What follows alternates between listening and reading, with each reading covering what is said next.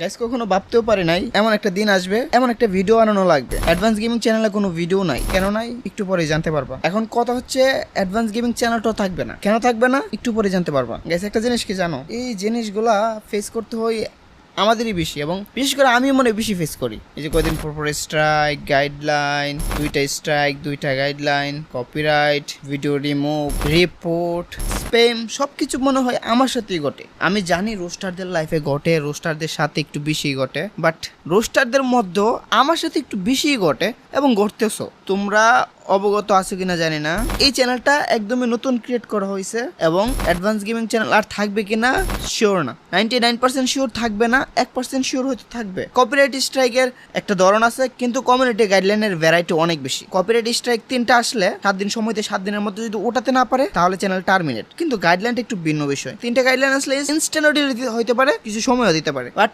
আমার চ্যানেলে একটা না, দুইটা না, 3টা না, পরপর 21টারও বেশি কমিউনিটি গাইডলাইন স্ট্রাইক আসছে। ভাবতে পারতেছো 21টারও বেশি। আমি একটা পেজ ওপেন করি গাইডলাইন স্ট্রাইক, একটা পেজ ওপেন করি গাইডলাইন স্ট্রাইক। এমন একটা সময় গেছে আমার সাথে যে প্রতি মিনিটে মিনিটে একটা আসতেছে, প্রতি মিনিটে মিনিটে একটা আসতেছে। আমি সব তাড়াহুড়া করে সব ভিডিও ডিলিট করছি, প্রাইভেট করছি, কিন্তু স্ট্রাইক যে একটা আসতেই আছে। এখন একটা শুকনের চোখ এমন ভাবে পড়ছে, কোনো স্প্যামার অ্যাটাক কিনা ইউটিউব থেকে আমি রেস্ট্রিকশন জোনে পড়ে গেছি, এটা আমি নিজেই বুঝতেছি না। আমি এখন তোমাদেরকে একটা কথা এনশিওর করতে পারি, তোমরা সিম্পিতি পাবো নাকি অন্য কিছু পাবো আমি এটা জানি না, আমি এটা জানতে চাইও না। আমার এই চ্যানেলে যদি 1 লাখ সাবস্ক্রাইবার কিছুদিনের মধ্যে না হয়, আমি আর ইউটিউবে থাকবো না। প্রায় 5টা বছরের পরিশ্রম, এভাবে দলিছাত করা যায় না। 5টা বছর এত কষ্ট করে যদি আমি তুলে নেই, ধরো 5টা বছর না হোক, 3-4 বছর তো হয়েছে, 5টা বছর লাগিয়ে আছি, 3-4 বছর ধরে তো ভাইরাল হইতেছে, ভিডিও ভিউজ হইতেছে।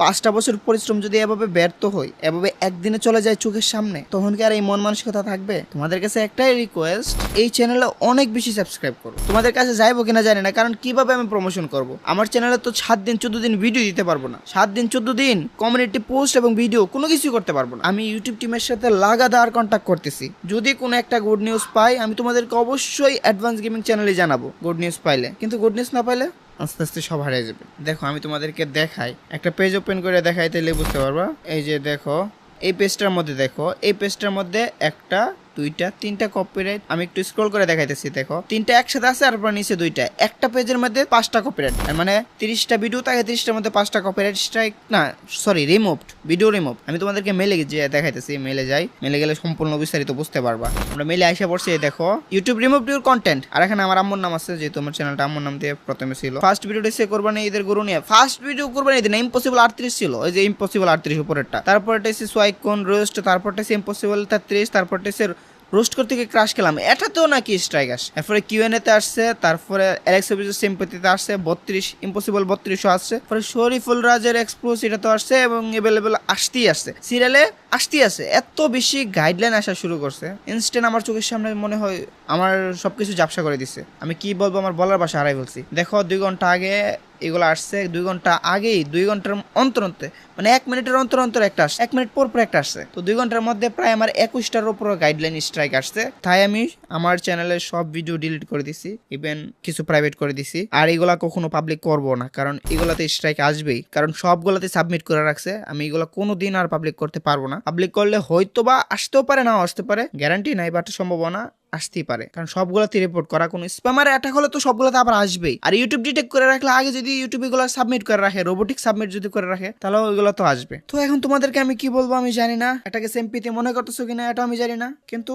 অ্যাডভান্স আর্মির কাছে এটা আমার আবদার। আমি এতটুকু আবদার রাখতে পারি না, তোমরা এই চ্যানেলে কিছুদিনের মধ্যে 1 লাখ সাবস্ক্রাইবার কমপ্লিট করো। আমি জানি না কেমনে করবা, কিভাবে কি করবা। তোমরা শেয়ার করতে হবে, প্রচুর শেয়ার করতে হবে, বন্ধু বান্ধবের কাছে পাঠাতে হবে, সবার কাছে পাঠাতে হবে। আর দোয়া করবা যাতে অ্যাডভান্স গেমিং চ্যানেলের কিছু না হয়। কিছু না হলে তো আমি এটাতে কামব্যাক করতে পারবো। যদি কিছু হয়ে যায় তখন কিন্তু আমাকে এটাতে কন্টিনিউ করতে হবে। তো গাইস এখন তোমাদের অনেক বেশি সাপোর্ট দরকার। এটাকে ক্রেঞ্জ বলো, সিম্পিতি বলো, নাকি কি বলো, এটা আমি বারবার বলতে, সেটা আমি জানি না, কিন্তু সাপোর্ট দরকার।